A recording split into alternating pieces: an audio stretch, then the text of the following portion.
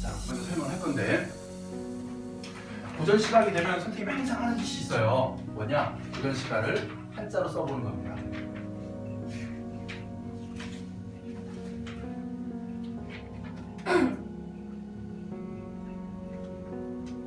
자, 고전 시각 해서 첫 번째 고라는 말은 시대적으로 개화기 이전에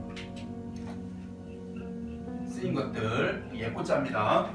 그 다음에 쓰인 것들 중에서 이 전자가 이 법전전자, 사전전자, 채전자를 의미하는데 같이 있는 내용을 담은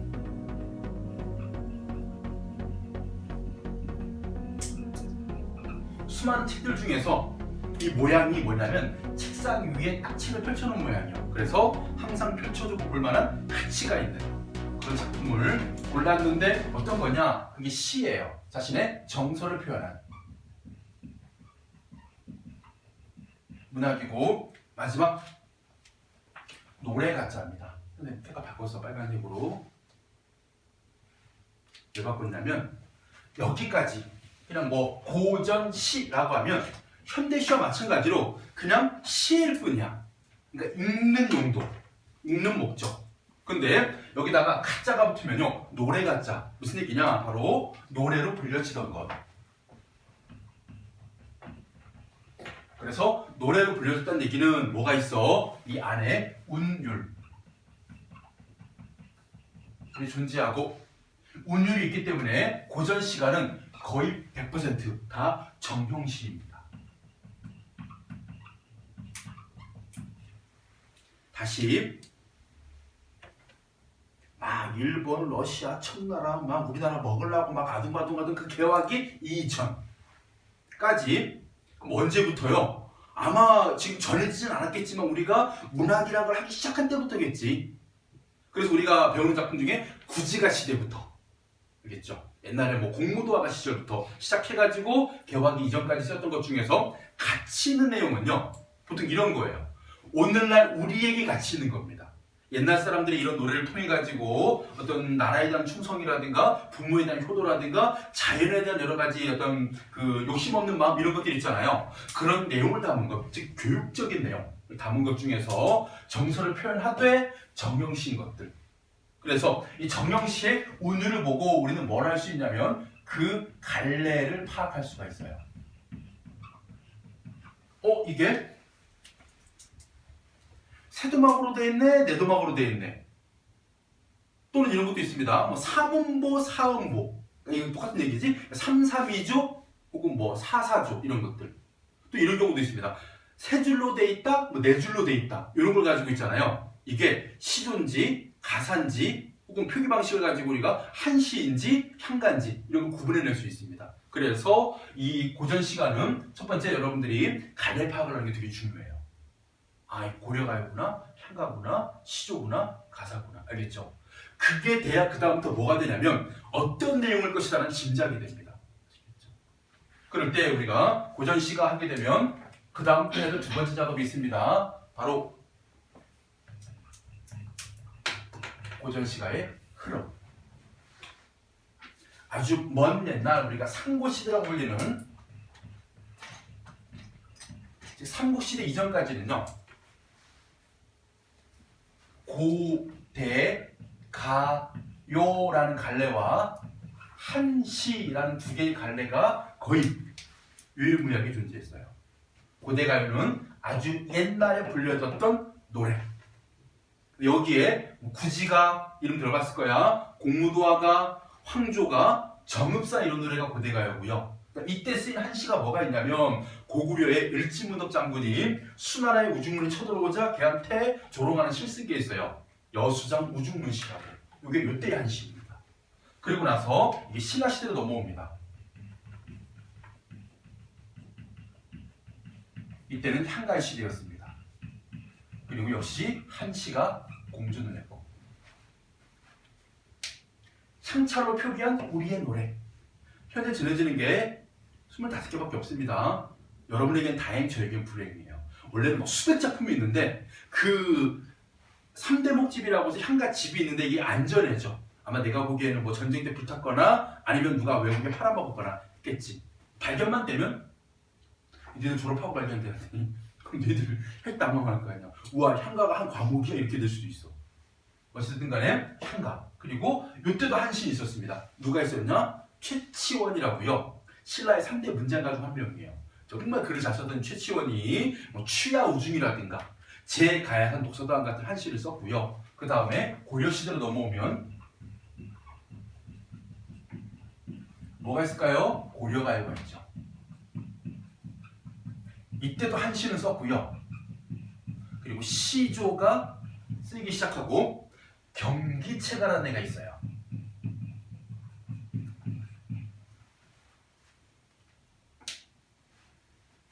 고려가요 배웠던 거 뭐 기억나세요? 가시리, 서경별곡, 청산별곡 이런 노래. 앞으로 더 배울 겁니다. 뭐 동동도 배울 거고요. 겠죠? 그 다음에 고려시대 한시 뭐가 유명하냐면 정지상이라는 사람.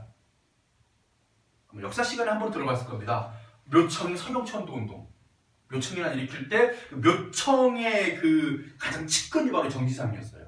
김부식의 라이벌. 알겠죠? 정지상의 송이인이라는 한시가 유명했고요. 이때부터 시조를 쓰기 시작했는데 고려 말의 시조는 막 그렇게 완성되거나 이렇게 문학적으로 뛰어나진 않아요. 그냥 늙음을 탄식하는 노래 정도. 운탁이라는 아저씨가 늙어 서럽네 이런 정도입니다. 그리고 경기체가에서 한림벽이라는 노래 하나 정도. 그래서 얘네들은 그냥 가볍게 보시면 돼요. 뭐 빼고 고려가요 빼고. 요거는 좀 보셔야 됩니다. 향가의 줄을 안 그은 이유가 있어요. 왜 그러냐면요. 수능에 이제까지 향가가요. 딱 한 번 나왔습니다. 1995년에 제망매가 한 번 나오고 1995년이라는 얘기는 수능 문제 두 번째예요. 94년 수능이 처음이었거든. 그 이후로 한 번도 나와본 적이 없습니다. 지금 향가가. 그리고 드디어 조선시대로 와서 조선전기. 자, 이제부터 제가 색깔을 바꿉니다. 시조, 가사. 조선 전기 시조 가사입니다. 다음에 조선 후기로 넘어가면서 역시 시조 가사인데, 자, 조선 전기 시조 가사는요 주로 사대부가 주도한 양반 사대부들이 썼던 시조 가사가 대부분이라면 요 전기에서 후기로 넘어가는 중간쯤에 플러스 기녀가 뭐하는 사람이 돼? 기생이야 기생. 황진이 같은 사람들이 시를 쓰기 시작해. 그러다가 조선 후기 되면 사대부에다가 기녀에다가 누구까지? 서민 또는 여성까지 이 시조와 가사를 쓰기 시작합니다. 그리고 조선 후기에 추가되는 갈래가 있습니다. 민요. 이때도 한시를 능성했어요.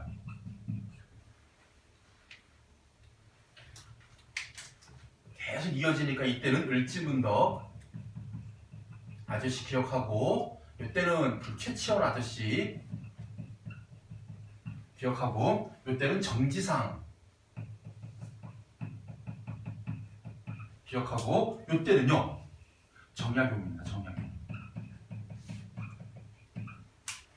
우리 현대소설 문제 풀 때 만무강 편에서 응우응칠의 현실을 보여주는 작품 해가지고 제가 정약용의 탐진촌요라고 여러 설명드린 작품이 있는데 그게 정약용의 조선후기 한시입니다.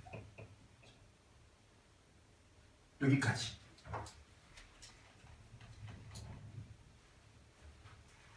수능에 제일 많이 나왔던 게요. 역대 시조 가사가 제일 많이 출제가 됐습니다. 단독지문 출제되면 거의 가사가 우세했고요. 그래서 여러분들이 우리가 2학기 때 얘들아 우리 관동별곡 면왕정가 규원가 누왕사 파민구 이거 했지. 그래서 웬만한 가사 다 훑었기 때문에요. 가사는 지금 전기가사 하나 후기가사 하나 두 개만 실어놨어요. 웬만한 거 다 했기 때문에. 그래서 전기가사 상춘곡이랑요 후기가사 지금 선상탄이라고 해가지고 박윤호의 누왕사와 같이 쌍벽을 박윤호의 가사 하나 더 있습니다. 두 개만 보고 나머지는 시조 위주로 깔아놨습니다. 아시겠죠? 그래서 지금 우리 시조 가사 위주로 고전 시간을 보게 되면 거의 여러분들이 뭐 수능이나 내신 대비할 때 큰 도움이 되기 때문에 요거 위주로 나갈 겁니다. 물론 고려가요가 가끔 나온 적도 있고요. 한시도 심심찮게 출제는 돼요. 뭐 민요도 가끔 출제는 되고요. 근데 단연 시조 가사이기 때문에 앞으로 이거 내가 안 봤던 시조가 나왔고 안 봤던 가사가 나왔다 해서 무조건 체크해서 학습하셔야 돼요. 알겠죠? 자, 들어가겠습니다. 고전 시간 공부할 때 제일 먼저 뭘 해야 될까요, 여러분들이?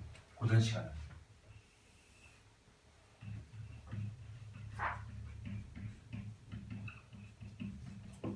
제일 먼저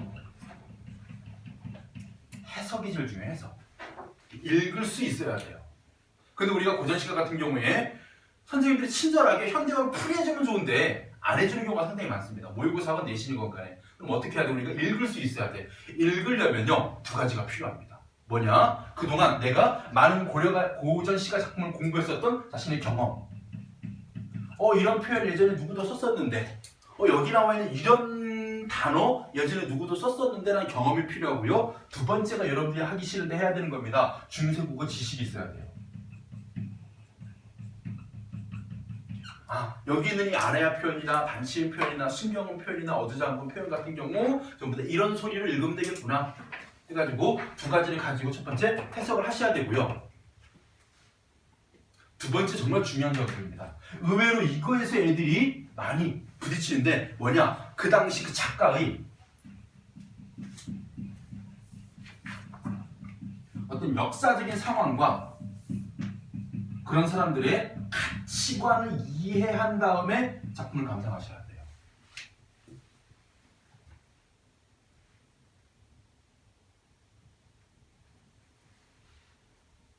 이거 뭔 소리냐면 뭐 고려시대까지 빼버릴게요. 조선시대의 시조 가사를 보면 자, 양반 사대부가 시조 가사를 썼어. 어떤 내용이 대부분이냐면 있잖아요.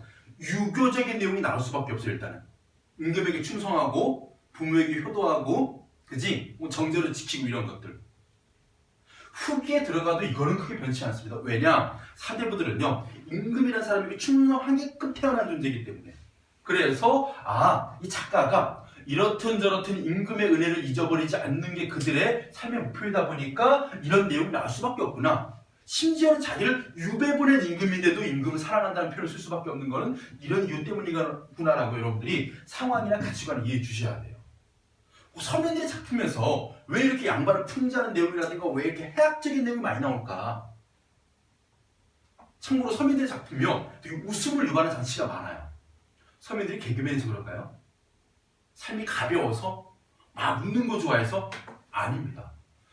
신분제 사회에서 서민들은 항상 뭐예요? 피지배계층으로 억압당하고 뺏기고 맨날 그치? 이런 삶을 겪다 보니까 너무 힘들어. 슬퍼 죽겠어. 그걸 문학으로 풀려고 하는데 삶도 힘든데 문학도 진지해봐. 더더욱 서글플 거 아니야. 그래서 웃음으로나마 이걸 풀어보려고 하는 거예요. 요즘에는 이 프로그램이 인기 없어졌는데 여러분 이거야. 선생님한테 혼나고 시험 망치고 기분 더러운데 그냥 괴크 보고 한번 웃어서 그냥 푸는 거. 알겠죠? 그런 식으로 문학 작품이 서민의 작품이 해학적이고 웃음을 유발하는 이유는 뭐냐면 그들이 삶에서 겪은 슬픔을 문학의 웃음을 통해서 이겨내려는 그런 의도에서 이런 것들이 쓰였다라고 상황이나 가치관을 이해해야만 그 다음 해석이 가능하다는 얘기예요.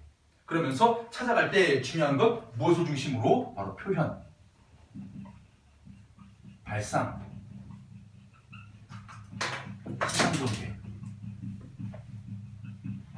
어떤 표현법을 쓰고 어떤 생각을 드러내며 어떤 식으로 시상 전개되는지를 여러분들이 체크해 나가면 거의 주제는 아까 말씀드린 것 중 하나예요.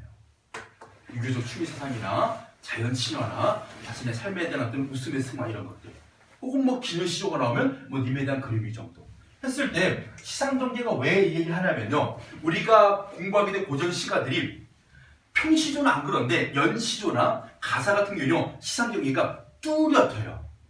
보통 뭐 계절별로 제시하거나 우리 3인국 하면서 여러분 느꼈던 게 뭐예요? 본사 내용이 봄에 님을 그리워하고 사랑하는 정성. 그래서 막 봄에 뭐합니까? 막 매화 보내고 여름에 막 옷 치워 보내고 나오죠. 가을에 청강 보내고 겨울에 무슨 뭐 봄비 양춘 보내고 이런 것들 계절별로. 면왕정 가도 계절별 구성이 나오지. 좀 있으면 여러분들 뭐 강호사시가나 어부사시가 작품 보더라도 계절별 구성이에요. 상추국 같은 경우는요 공간의 이동이라는 게 나타납니다. 처음에 뭐 자기 초가에 있다가 정자로 나갔다가 시내가로 갔다가 산꼭대기 올라갔다가 이런 식으로 시상전기 흐름도 여러분들이 빨리 파악을 해내셔야 돼요. 그렇죠? 이런 게 쌓이고 쌓이다 보면 중수국어 지식도 갖추게 되고 어느덧 안 배운 작품들 읽어낼 수 있게 돼요. 이런 것들이 종합적으로 잡히면. 그래서 세 줄짜리네. 근데 여러 개로 돼 있네. 연시조구나. 내가 안 배웠던 연시조구나. 근데 중요한 거 뭐냐면 작가의 이름이 있는 경우 없는 경우가 있죠. 없는 경우는 다 작자 미상이라고 하죠. 대부분 서민 작품이에요. 근데 있으면 뭐예요, 이 사람? 남자인지 여자인지 구분하시면 됩니다. 요즘처럼 뭐 중성적인 이름이 옛날에 없어. 딱 그냥 홍랑, 개랑, 황진 이름 다 무조건 여자야, 기생이야. 아니 헌한설은 신사임당 무조건 여자야, 알려진 사람들이기 때문에.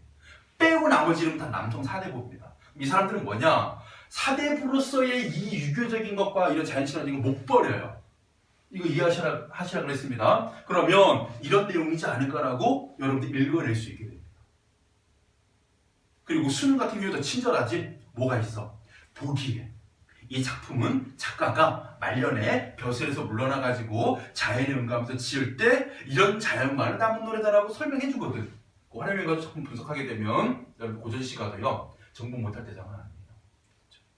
자, 그 중에 우리가 딱 조선 전기부터 시작해가지고 조선 후기까지 시조 가사 중심을 볼 거니까 첫 번째 볼게 망국의 슬픔과 무상함 세트인데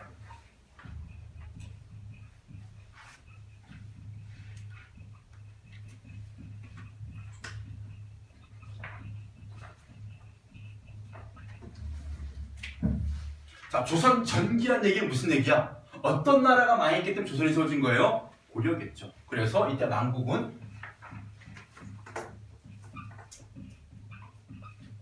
고려 왕조가 망한 거죠.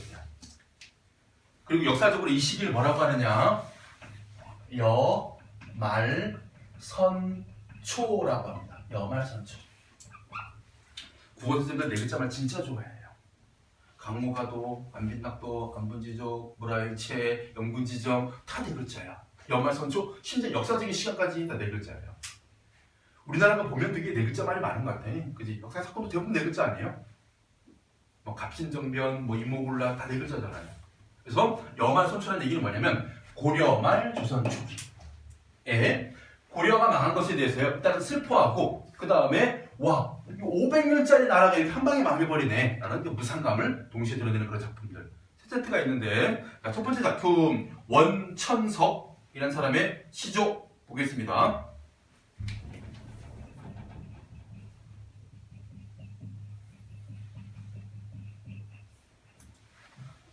자, 흥망하게 되면 나라가 흥하고 망하는 것이 유수. 이때 유수라는 말은 숫자가 있으니가 아닙니다. 운수가 정해져 있으니.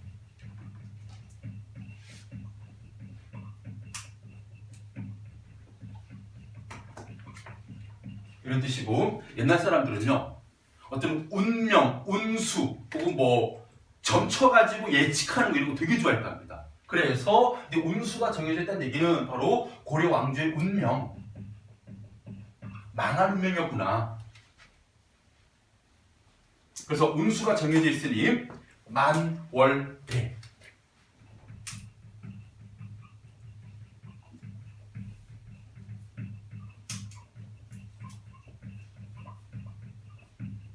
바로 고려 왕조의 궁궐 터자리를 만월대라고 부릅니다. 개성 있겠죠? 만월대도 추초로다. 자, 추초 하게 되면 그대로 한자 읽어보면요. 가을 추자에다 풀초자예요. 우리가 그 이미지를 떠올리면 돼. 보통 작가들은 뭐 하냐면 내가 이 단어를 쓰면 독자들이 이런 느낌을 받겠지 활용해서 어떤 상황을 제시하거나 정서를 표현하는 경우가 많거든. 예를 들어가지고 선생님 뭐 요즘 집 분위기 어때요? 우리 집 소리가 가득 꼈어. 이렇게 얘기하면 소리에 차가운 의미를 표현해가지고 살벌하구나 이런 걸 느끼는 것처럼 있잖아요.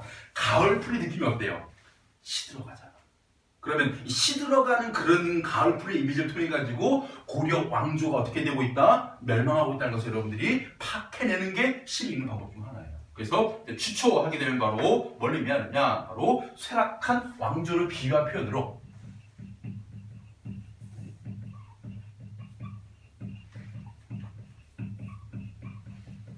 가을풀의 시든 이미지를 통해 가지고 고려 왕조가 망해가는 모습을 드러냅니다.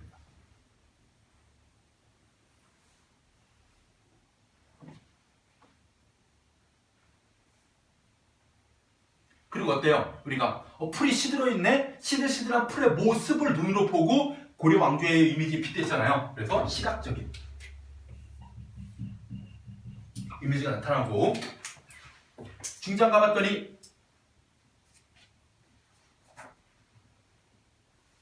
500년 왕업일 고려의 500년 역사가 목적 이런 거 수업 안 받고 공부 안 하고 자습서 안 보면 이게 해석하기 힘든 거거든. 목적이 뭐냐? 한자를 보니까요. 목자가요. 목동할 때 목자예요. 그리고 오른쪽 적자가 피리할 때 적자입니다. 옛날에 피리 대나무로 만들었거든요. 적자 위에 보면 이게 대나무 주변이 올라가 있죠. 그래서 목동의 피리라는 뜻이고요.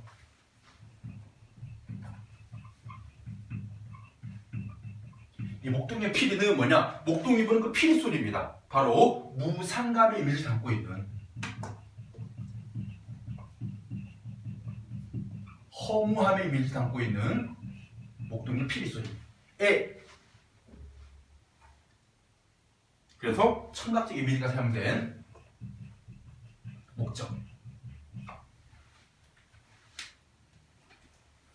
부처신이 목동의 피리 소리 속에 깃들어 있으니 그래서 뭐 하는 거예요?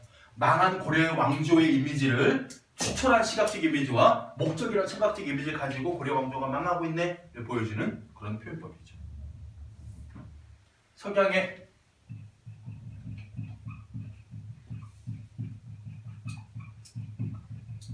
중의적인 의미를 담고 있는 중의적 표현법 석양. 첫 번째, 해가 지고 있는 시간적 배경을 의미하기도 하고 또 하나는 뭘까? 석양이 하게 되면 해가 질 때야. 또 하나 깊숙한 의미.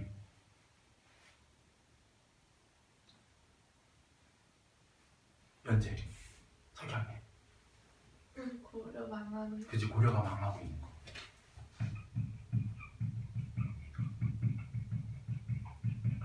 고려의 멸망을 의미하는 석양에. 지나는 객 손님 화자입니다.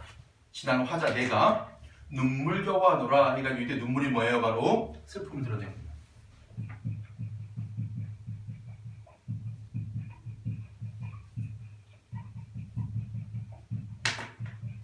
눈물이고 그래서 이때 나오는 게 있지. 한자 성어로 망한 왕조에 대한 탄식을 네 글자로 뭐라고 한다? 미간을 팍 집어서 아는데 안 튀어나와 막. 그 무슨 짓? 무슨 짓 하는데? 맥스 짓 하는.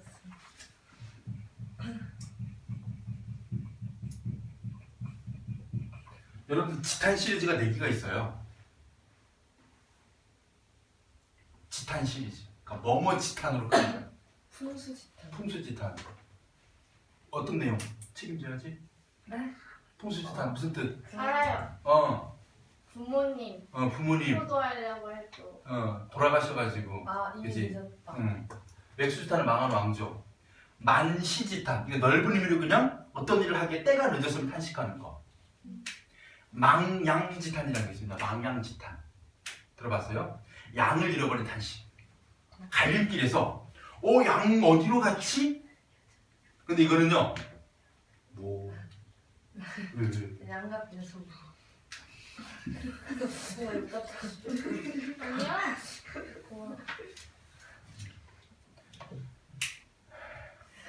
양 잃어버렸어. 그래서 어디로 가면 양을 찾을 수 있지? 라고 지금 기로에 서가지고 고민하는 상황을 망양지탄이라고 하거든. 근데 이 안에 담겨있는 숨은 뜻이 있답니다. 뭐냐면요. 학문의 길이래요. 내가 공부하고 있는데 여러분들도 그런 거 좀 요즘에 그래도 많이 괜찮아졌다. 선생님 때는요. 그냥 뭐 무조건 뭐 성적 나오면 연합고사 보고 일반계를 가는 게 아니라 애초에 나는 집안 환경이 좀 어려워 대학 가기 힘드니까 나는 취업을 하겠어. 그래서 저희 다닐 때는 뭐 이런 뭐 공고, 상무 이런 데가 되게 나름 인기가 있었어요. 그래서 전문계를 갈지 일반계를 갈지 그 기로에 서가지고 또 일반계 왔어. 그러면 문과를 갈지 이과를 갈지 또 기로에 서. 또 이제 나중에 이제 원서를 쓸 때 어느 대학을 갈지 어느 학과를 갈지 물론 성적에 맞추는 경우도 있지만 그냥 꿈이란 게 있잖아. 그 대학을 간 다음에 나도 뭐 하는 거예요? 이 회사에 들어갈지 이 회사에 들어갈지 물론 뽑아줘야 하는 거지만 이런 식으로 이 공부의 길은 계속 갈림길에 있다. 그래서 학문의 길 속에서 내가 어느 방향으로 나아갈지에 대한 고민을 이야기할 때 망향지탄 이런 얘기도 합니다. 이런 얘기들을 들어두고 쌓아두고 지식으로 갖고 가면 있잖아요. 선생님들이 보통 문제 낼 때 이런 거 많이 깔고 가잖아요. 상당히 유리해서요. 지탄은 것보다 탄식이에요. 다 후의 정서입니다. 아시겠죠? 자, 그래가지고 첫 번째 원천적인 시조를 친절하게 설명을 드렸습니다. 두 번째 작품도 빨리 나갈 거예요. 여러분들 갈래 특징 주제는 읽으시고요. 두 번째 작품입니다. 길지의 작품.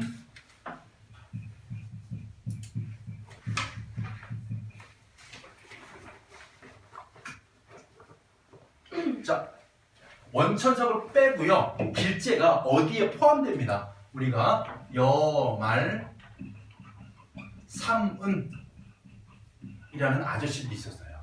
고려 말에 호가 은자로 끝나는 세 명의 충신들이 있었습니다. 그래서 여말 삼은 하게 되면 포은, 야은, 목은 다 호가 은으로 끝나죠. 포은은 알 거예요, 여러분들. 정몽주가 포은 정몽주예요. 들어봤죠? 어디에서 죽었어요? 다리. 무슨 다리? 그러니까 중요하진 않아요. 선주교인데 이방원 철퇴 직접 죽였든 시켜 죽였든 간에 그죠? 그 다음 두 번째가 야은 길지예요. 그리고 목은이라는 사람이요 이름이 발음 잘해야 돼. 이색.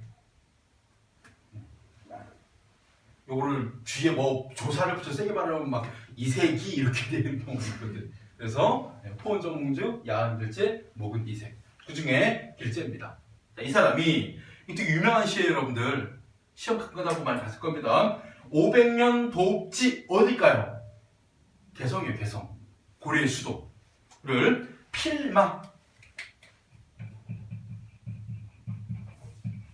자, 한 필에 말이란 뜻인데 이거요 해석 분분을 합니다. 첫 번째, 이 사람이 벼슬을 하지 않고 있다 라는 의미로 해석이 된답니다. 즉 아무도 따르지 않고 혼자서라는 뜻이 필마가 된다. 무슨 얘기냐면 옛날에 벼슬아치들은요 혼자 못 다닙니다. 항상 누굴 데리고 다녀야 돼요. 수행원을. 그러다 보니까 혼자 왔다는 얘기는 벼슬하지 않고 있다 라는 뜻이 되고, 또 하나 벼슬하는 거야. 왜? 말을 타고 있잖아. 무슨 얘기냐면 개인 소유의 말도 있겠지만요 보통 말을 이렇게 생각하시면 돼요. 관용차. 그래서 이 사람이 벼슬을 하고 있으니까 벼슬하는 그 직책으로 받은 말이 있을 것이고 그걸 타고 아마 대성으로 오지 않았을까. 이게 중요해요. 벼슬하고 안 하고. 만약에 얘들아 이거를 말을 타고 왔다 그래서 너 벼슬하는 걸 해석하게 되면 이 사람 여기서 빼야 돼요. 왜냐면 이게 지금 고려가 망한 다음에 조선시대에 쓴 시조거든. 그럼 이 사람이 조선시대에 뭐 하고 있다는 얘기야? 벼슬하고 있다는 얘기는 고려를 배반했다는 얘기잖아요. 그래서 우리는 웬만하면 이 작품을 교육적으로 쓰려고 하면 이쪽으로 해석을 합니다. 혼자서 왔다. 필마, 한 필의 말로 혼자서 돌아드니. 그 다음에 우리가 이 시조가 많이 사용되는 이유 중에 하나가 이겁니다. 바로 산천은, 자연은 의구, 그대로인데, 구자가 오래 구자입니다. 그대로인데 인걸, 고려의 인재예요. 여러분 인걸이라는 말은 관도별고 개심대에서 저 기운 흩어내어 인걸을 만들고자 인재라는 뜻입니다. 인걸은 간대 없다. 뭐하고 있는 겁니까? 자연과 인간을 대조해가지고 자연은 그대로인데 뭐가 없어요? 고려의 인재가 없는 상황. 그래서 뭐한 상황? 고려의 멸망을.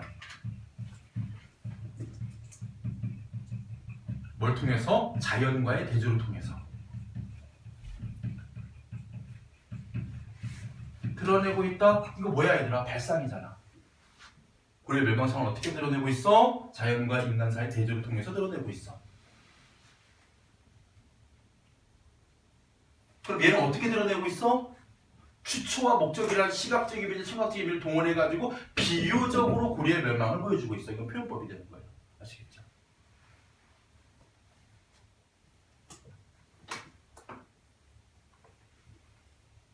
그 다음에 어지버. 어지버 감탄사입니다. 옛날 사람이 이상하게 소리 냈나 봐요. 어지버 하면서 이제 보통 어지버 나오잖아요. 그러면 기쁜 감탄사기보다는요 탄식하는 감탄사를 읽으셔야 돼요. 어지버 하게 되면 아이고야 라고 읽으시면 됩니다.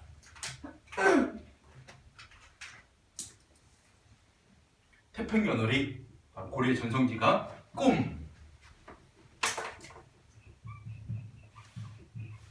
꿈이란 단어로 할 때 꿈이 바로 뭐예요? 그 무상감을 드러내는 시요. 그러니까 꿈 같아. 이제는 사라지고 없는 고려 왕조의 그 태평연월의 시대가 꿈 같아. 이제는 뭐해? 사라지고 없어. 해서 무상감을 드러내는 표현 꿈입니다. 어두장군 나오면 여러분들이 물론 중세고 지식이 있으면 쉽겠지만요. 없으면요. 뒤에 짜음에 된소리를 읽으시면 돼요. 그렇죠? 그래서 뒤에 그 된소리는 꿈이라고 읽으면 됩니다. 그래서 마찬가지 고려가 망한 것에 대한 탄식과 인생 모상을 드러낸 작품, 길제 작품이고 다 작품은 좀 특이한 작품이에요. 정도전이 있었습니다.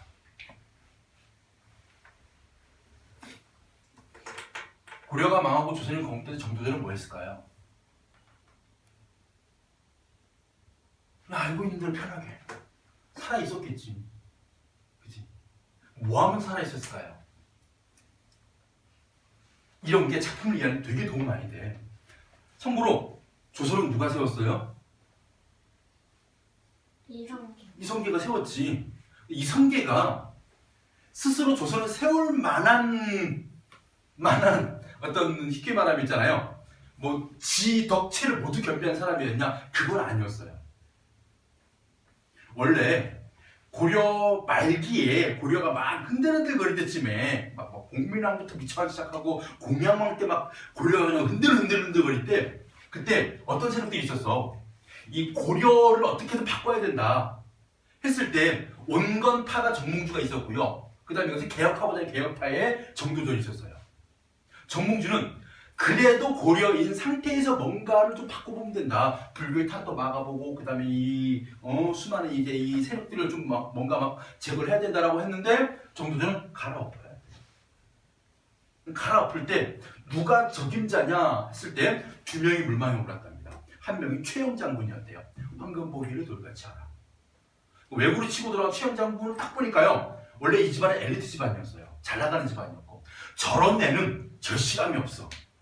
이미 고려에서 많은 녹을 받고 있고 이미 가진 거 다 가진 남자가 뭐가 아쉬워서 나라를 뒤엎겠나? 최영 아웃. 그래서 남은 게 누구? 이성계예요. 이성계 집안은 뭐예요? 고려 때 땅통총범부 저 위에 가가지고 변방 지키고 막 넘어온 그런 집안이었고 원나라에서 넘어온 집안이었거든요. 쟤는 일단은 출신 자체도 뭔가 약간 얄팍하고 애가 싸움은 겁나 잘하고 활은 더 잘 쏴. 근데 여기 좀 비었어. 아 쟤는 딱 좋다. 내 아바타.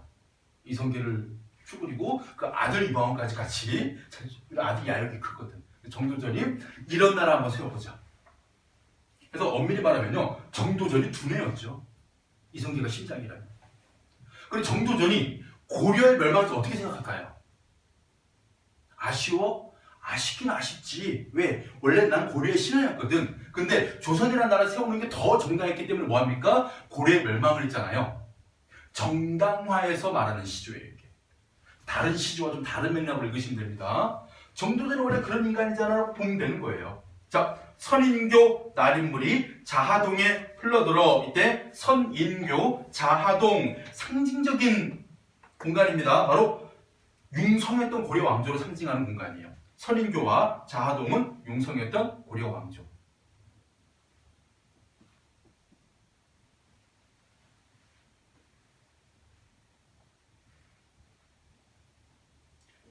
그러니까 어떤 같은 공간을 공유했던 사람들은요, 딱 거기 이름만 얘기하면 다 추억이 떠올라요. 예를 들어 우리가 뭐 이런 경우 있잖아. 얘들아, 우리 한때 우리가 사랑했던 빨간 집과 빨간 집가 없어졌어. 이렇게 얘기하면 다른 동네 애들은, 다른 학교 애들은 납득을 못해. 왜 있었잖아. 후문 내려오면 그 신협 내려올 때 그 빨간 집도 있었고 맛있었는데 빨간 빵집도 있었고 그거 이제 다 없어져가지고 퉁치를 밀어버릴 것 같은 거기. 그럼 그 빨간 집 파리바게트를 지나오며 하면 아, 옛날에 우리가 잘 찾아갔던 그 맛집이 이제는 사라졌구나라는 어떤 아쉬움이 있는 것처럼 이 선인교 자동하게 되면 고려의 신하들은 다 공유하는 거야. 옛날 아주 융성했을 때의 고려 왕조를 떠올리는 그런 공간이에요. 이게 반천년 왕업이 물소래, 동그라미 쳐보세요. 물소래.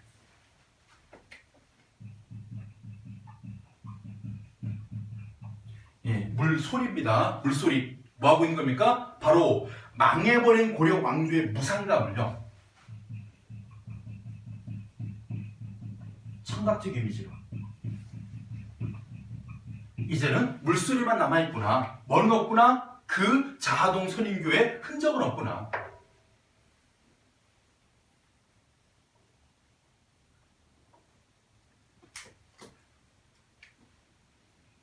자, 그래서 가작품과 다작품의 공통점이 있어요. 바로 망한 고려 왕조에 대한 무상감을요, 청각적 이미지로 드러낸 부분 있었죠. 그리고 요 작품 같은 경우는 뭐가 있냐? 꿈을 통해서 무상감이라는 걸 드러냈을 뿐 따로 이게 청각적, 시각적 이미지는 들어있지 않아요. 알겠죠? 그런 차이들을 기억하시고 이제는 물소리뿐이로구나. 그래서 아이야. 보통 이런 게 뭐냐면요, 누군가를 부르는 표현도 되지만 있잖아요, 감탄사기도 하고 그 좀 넓은 청자, 독자들을 대상으로 해가지고 하는 말이에요. 내가 하고자 하는 말 한다. 뭐야? 고국 흥망을, 내 나라의 흥함과 망함. 근데 결과적으로 고려는 망했잖아. 이거 뭐냐면요, 이미 망해버린 고려 왕조를, 이런 뜻입니다.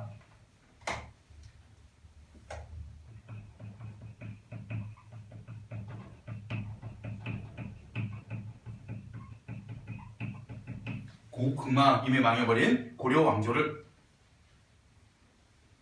이제 와서 물어서 무엇하겠느냐. 물어 무엇하리요? 바로 돌이킬 수 없다는 뜻입니다.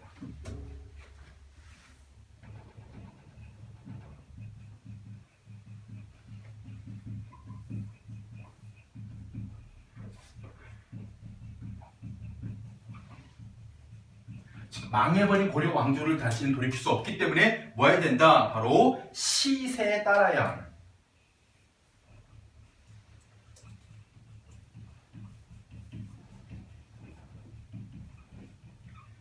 지금, 형세를.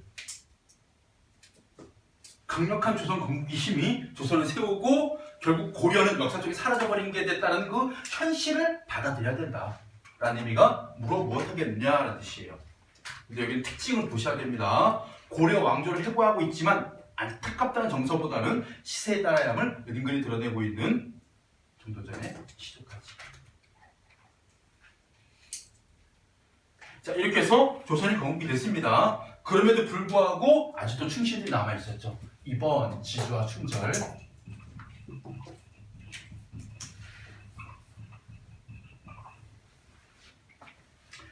아, 원천석 씨 참 생명력이네요. 여기도 있었는데 또 씁니다. 가 원천석이시죠.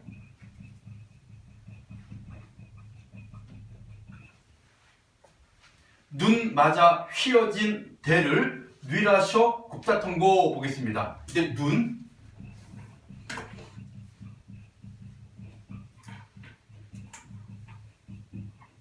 바로 이성계 세력을 의미하는 표현으로요. 왜 눈이 이성계냐? 눈이라는 것이 차가움의 속성을 지니고 있고, 그 다음에 겨울에 폭설이 내린다고 표현하잖아요. 엄청나게 많은 양의 눈이 내리는 것을 섞어 가지고 뭡니까? 강력한 힘을 지닌 부정세력. 의미하는 눈으로 보시면 돼요. 그래서 이것이 바로 뭐다? 고려를 망하게 하고 조선을 세운 이성계 세력.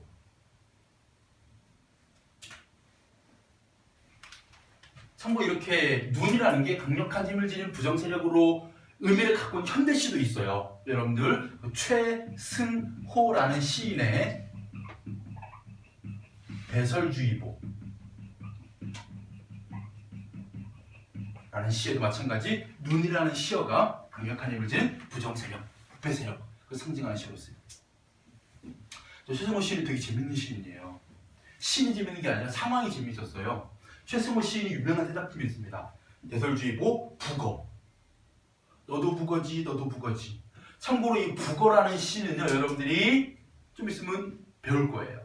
왜냐하면 우리 이강백의 시조 북어대가리라는 시조가 아니고 희곡 북어대가리 공부하면서 최승호의 북어가 같이 세트로 공부됩니다. 그리고 마지막에 뭐냐? 아마존 수족관. 아마존의 생명이 넘치는 열대어들이 수족관에 갇힌 모습이 생명력을 잃어버린 현대인의 모습과 같아 라고 쓴 시가요, 수능에 나왔었어요. 몇 년 전에.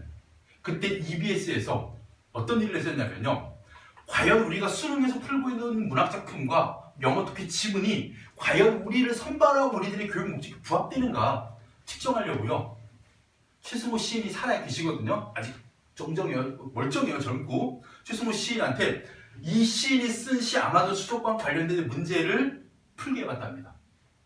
어떻게 됐을까요? 다 틀렸대요. 다음 중 밑주친 부분에 대해서 적절하게 설명한 것은, 혹은 이 시인이 이 시를 쓸 때 어떤 발상 의도 다 아닌 거예요. 무슨 얘기냐면, 시인이 독자들에게 내가 전달하고자 하는 이미지는 내가 그냥 설정한 것일 뿐 당신이 느끼는 대로 그냥 읽으시면 돼요 라고 자유로운 감상을 원래 시인들은 줬거든. 근데 우리는 뭐 해야 돼요? 답을 정해놓고 그 답에 맞는 것과 아닌 것을 가리내다 보니까 기술적으로 만들어버린 거예요. 여기는 시인이 생명력의 현대 사회에 대한 비판 딱 정해놓고 비판이라고 안 하는 게 보통 틀린 걸로 처리해버리는 교육을 한 거죠. 영어는 어떻게 했냐면요, 무려 한국에 온 영어가 자신의 모국어인 교환 대학생들에게 그 고3들이 푸는 영어 독해 지문을 풀게 했답니다. 잘 맞았을까요? 여러분들이 모의고사 독서 지문 푸는 거하고 비슷했답니다. 여러분 모의고사 보면 독서 지문, 과학 지문, 인문 지문, 사회 지문만 있잖아요. 경제 지문도 있고. 왜 정규나 모의고사 보면 3월 처음 들어올 때도 그거 풀었잖아. GPS의 송신원리 이런 거 공부하고. 잘 읽을 수 있었니? 분명 한글로 쓰여 있는데 어느 또 이런 느낌 들잖아. 하얀 건 종이고 까만 건 잉크고 나는 누구이고 여기는 어딘가. 난 이걸 왜 하고 있나. 멘붕인 글들이잖아요. 그걸 느꼈대요. 왜 이렇게 어렵냐. 그럼 우리를 영어로 된 거 우리가 애들이 읽고 풀고. 근데 바꾸기 힘들어요. 왜냐면 이게 선발 목적이기 때문에, 절대평가도 아니고 상대평가이기 때문에. 그렇죠? 돌아오겠습니다. 자, 눈 맞아 휘어진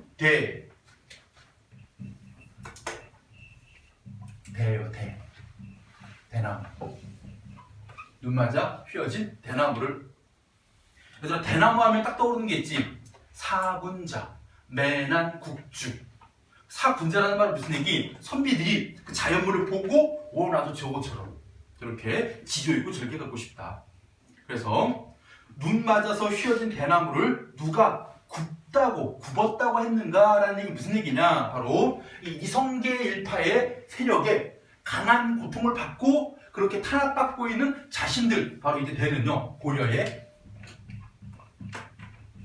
충신 또는 유신이라고 해서 남은 신하들. 우리 남겨진 재산은 유산이라고 하잖아요. 남겨진 말은 유언이라고 하는 것처럼 망해버린 고려가 남긴 신하들이 유신입니다. 이런 신하들 보고 누가 굽혔다고 말하는가? 굽을 절이면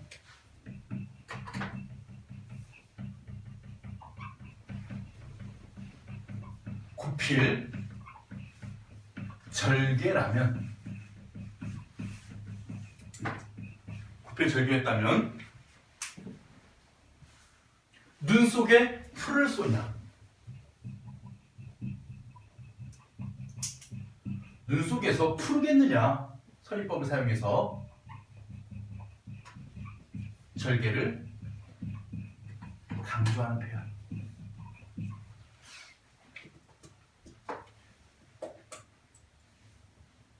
이렇게 해석하면 돼요. 내가 만약에 이성계 1단계 넘어가서 그들의 회의에 넘어가서 그들의 신하가 됐다면 내가 지금 이런 시조를 쓰고 있겠냐? 내가 지금 여기서 이렇게 버티고 있겠냐? 이 얘기죠. 그래서 아마도 세한고절 핵심어입니다.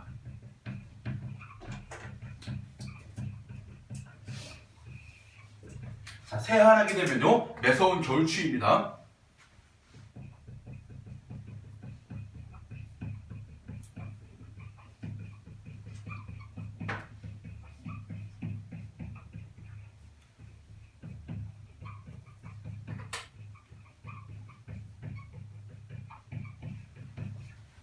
매서운 겨울추위를 이기는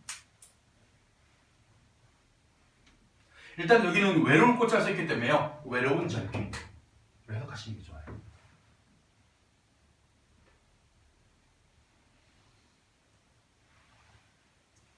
그리고 여러분들은 추사 김정희의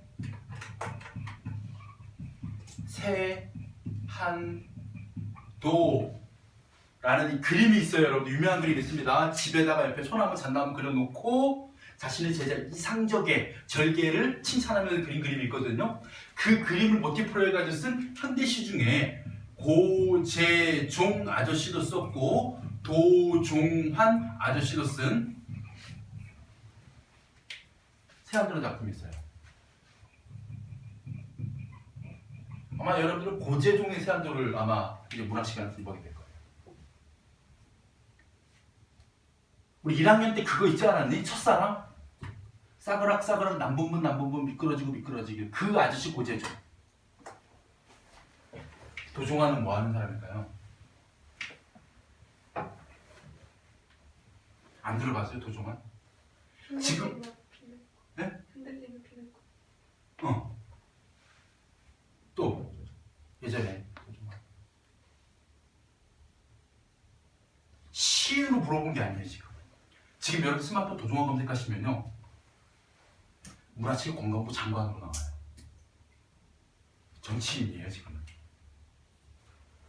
이런 특이한 이력을 가진 분들이 몇 분 계신데 이창동 검색하면요 그러니까 소설가, 고등학교 국어교사 하다가 영화감독 하다가 한때 문화체육관광부 장관 지금 다시 영화감독.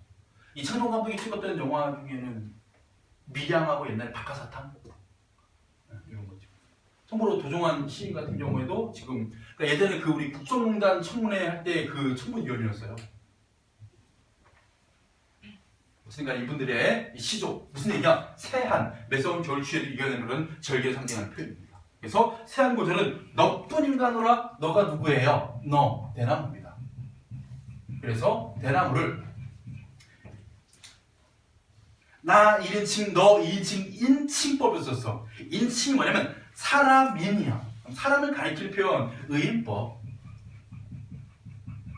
너뿐 인간으로라 하면서 바로 고려 왕조에 대한 굳은 절개와 지조를 가진 그런 충신들을 대나무에 빗대 가지고 자신들의 지조를 강조한 시 원정석의 시죠. 자 이렇게 해서 자 우리 태조 이성계부터 정종, 태종, 세종, 문종, 단종까지 잘 왔어요. 맞아? 그럼 그 다음 누구예요? 세종. 그때 네 글자 좋아한다 그랬지? 계유정난 사건이 벌어집니다. 계유정난이 뭐냐? 앞에 두 글자는 해 이름이에요. 계유년에 정치적인 어떤 난이 일어나요. 지금 쿠데타죠. 바로 세조가 단종을 몰아내고 왕위를 찬탈한 사건입니다. 이때 끝까지 단종을 모시려던 충신들이 있습니다. 지금 충신 시리즈야. 누굴 떠올리면 됩니까? 사육신을 떠올립니다. 사육신. 물론 생신도 있었지만요. 이 사람 다 죽은 사람들이잖아요. 그 중에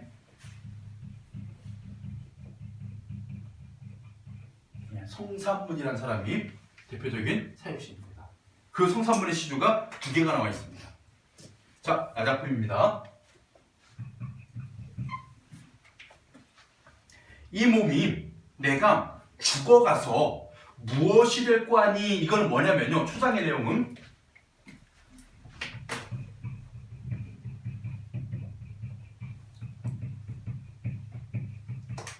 가정하고 있는 겁니다. 가정. 내가 만약 죽은 다음에 무엇이 될까? 바로 절개를 지키다 죽은 후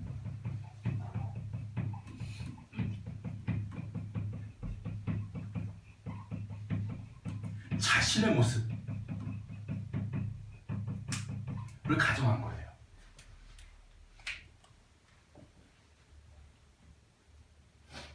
여러분들 이명박 대통령 전 대통령 죽은 다음에 뭐 될 것 같아요?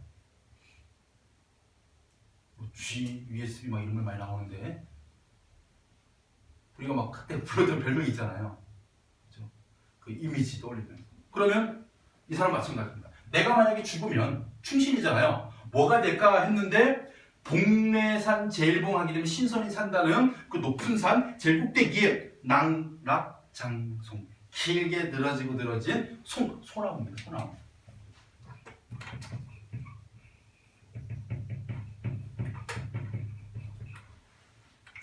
그래서 여기 있는 소나무와 여기 있는 뭐가 대나무가 그죠? 전부 다 매서운 겨울 추위 같은 것을 이겨내는 그런 이미지 면에서 유사하죠. 소나무가 되어서 백설 흰 눈 마찬가지지. 여기 눈이 뭐였어? 부정 세력이었잖아. 그럼 이때 백설은 마찬가지 부정 세력이었지. 이때가 이성계면 이때 누구? 세조. 그죠? 세조의 세력이에요.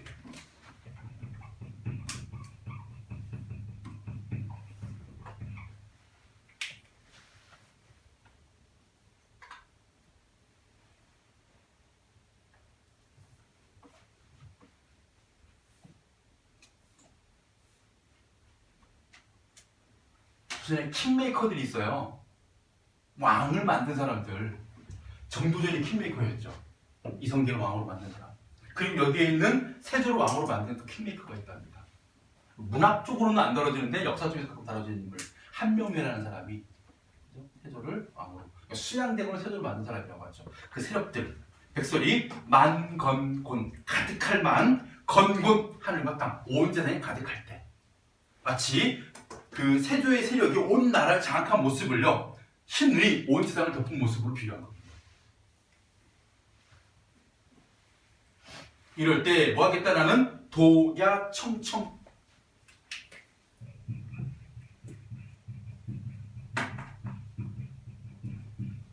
자 위에는 세안고들처럼 얘도 핵심 겁니다. 도야청청 뭐 하겠다?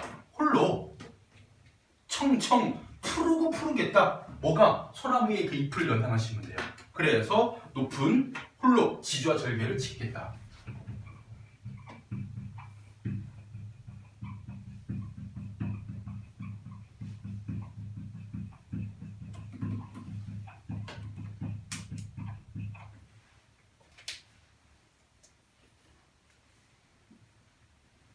그래서 항상 푸른 소나무의 이미지를 통해 가지고 자신의 지주와 절개를 드러내고 있는 작품 성산문의 첫 번째 작품이었고요. 그 다음에 하나만 더 볼게요. 자 이번에 나온 성산문의 작품 여러분들 좀 역사적인 얘기 좀 들어야 돼요. 뭐가 나오느냐? 여기는 수양산이 중의적인 의미를 지닌 시어로 첫 번째 의미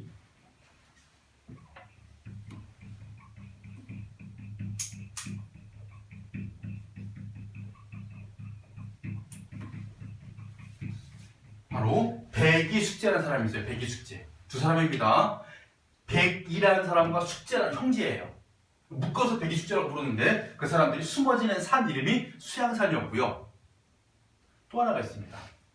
세조가 원래 뭐였어요? 이름이 수양대군이었죠. 그래서 두 번째가 수양대군을 의미합니다. 공교롭게 이름이 같은 거죠.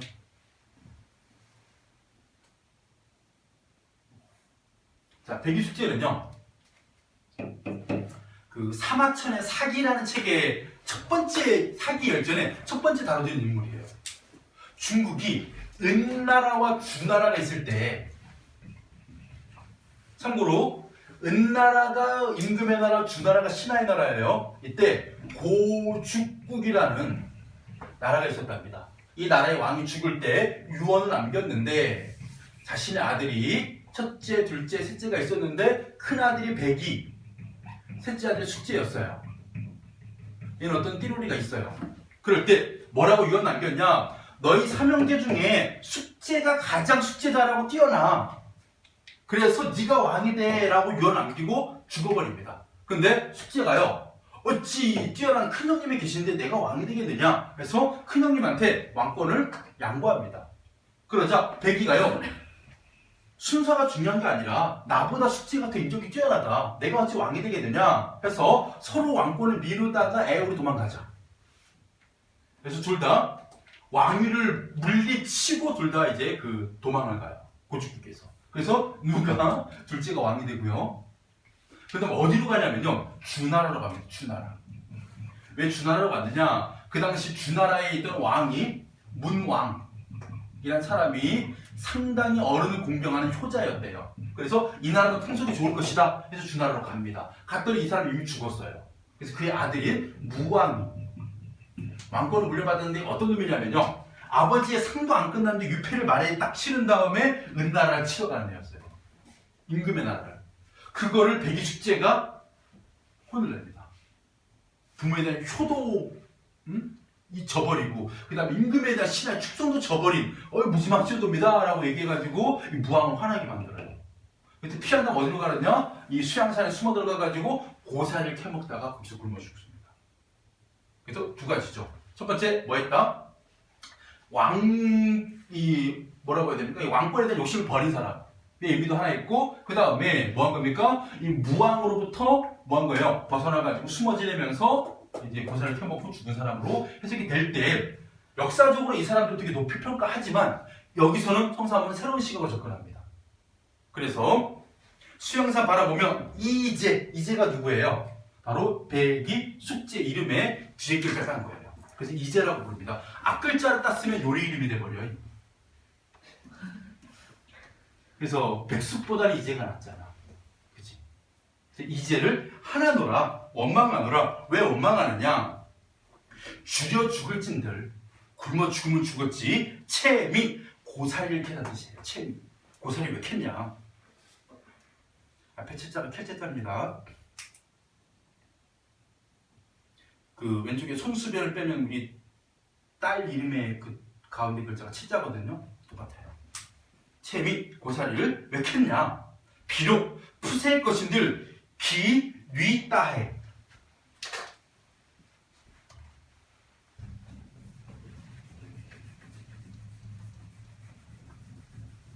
기, 그것이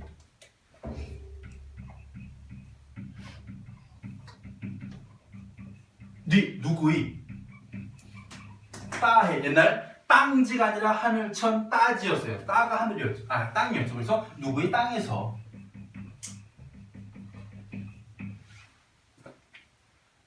났더니 난 것이냐. 그럼 이때 누구의 땅은 백이 숙제 기준으로 보면 주나라. 그리고 성사문의 입장에서 보면 뭐예요?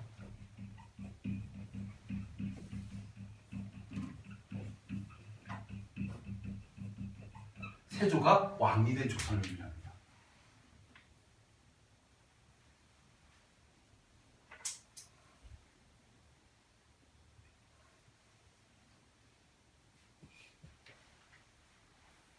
그래서 뭐 하지 않겠다? 세조가 왕이 된 세상이 조선에 있는 그런 쌀도 먹지 않고 물도 마시지 않겠다.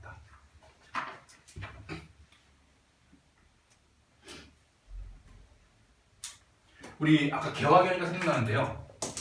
최익현이라는 사람 이름 들어보셨어요? 단발령이 반대 상소한 사람. 고종황제 단발령. 최익현이 했던 활동 중에 그 반대 상소만 올릴 게 아니라 의병운동을 상당히 많이 했거든요. 의병활동. 중에 대표적인 것 중 하나가 뭐냐면요, 그 외적들을 향한, 일본을 향한 의병활동을 할 때, 그러니까 고종이 인정하지 않는 의병이다 보니까 야 시끄럽게 하지 말고 자꾸 이제 잡히는 거예요. 그러다가 나중에는 얘가 대마도로 잡혀가요. 일본 대마도로 최현 씨가 잡혀가가지고 거기 있을 때 어떻게 했냐면요. 이 일본 놈들이 주는 쌀, 일본 놈들이 주는 물은 먹지 않겠다. 해서 굶어 죽습니다. 사람이 얼마나 굶어 죽는다는 게요. 힘든 일인 줄 아세요? 사람은요. 잠을 안 재우거나 물을 안 먹이거나 음식을 안 주면 있잖아요. 자신의 그 이성이 제어가 되질 않아요. 근데 일본 놈 것은 내 입에 넣지 않겠다. 우리나라를 이렇게 이제 짓밟고 하던데 어마어마한 절개죠. 항상 수양대군이 이 체주가 왕이 된 조선의 것은 먹지 않겠다. 어쨌든 굶어 죽진 않았지만 고문당해 죽죠. 그래서 사육신의 절개를 잘 보여준 작품 흥사문의 작품이에요. 이런 식으로 우리가 지주와 충절 혹은 고려에 대한 충성을 다룬 작품들 먼저 보고 그 다음에 좀 분위기를 바꿔가지고 이제 자연에 대한 이야기를 나누고 있는 시조들 쪽으로 좀 넘어가